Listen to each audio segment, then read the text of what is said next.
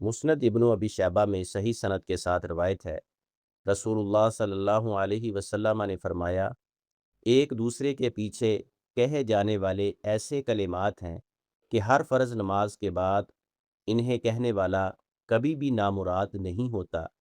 33 मरतबा सुबहान अल्लाह, 33 मरतबा अल्हम्दुलिल्लाह और 34 मरतबा अल्लाहु अकबर। हदीस का मफ़हूम ये है, अल्लाह ने बंदों की आसानी के लिए आसान और मुख्तसर अज़कार व वज़ाइफ में भी बड़ी कामयाबियाँ और बरकतें रख दी हैं। फ़र्ज़ नमाज के बाद 33 मरतबा सुबहान अल्लाह, 33 मरतबा अल्हम्दुलिल्लाह, 34 मरतबा अल्लाहु अकबर कहने वाला कभी नामुराद नहीं होता। ऐसा बंदा अल्लाह की रहमत, सुकून कल्ब, दुनिया व आखिरत की कामयाबी से महरूम नहीं रहता, क्योंकि नमाज रब से ताल्लुक़ को मजबूत करती है।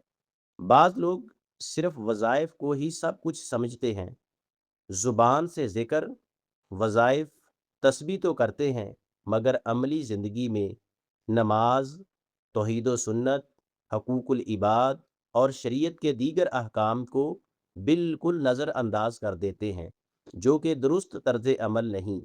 लिहाजा कामयाबी का रास्ता ये है कि बंदा तौहीद व सुन्नत, नमाज, शरीयत के अहकाम, अज़कार व वज़ाइफ, मुकम्मल इस्लाम पर अमल करने की कोशिश करे। सिर्फ वज़ाइफ पर भरोसा करके अमल को छोड़ देना ऐसे ही है जैसे बीज बोए बगैर फसल की उम्मीद रखना।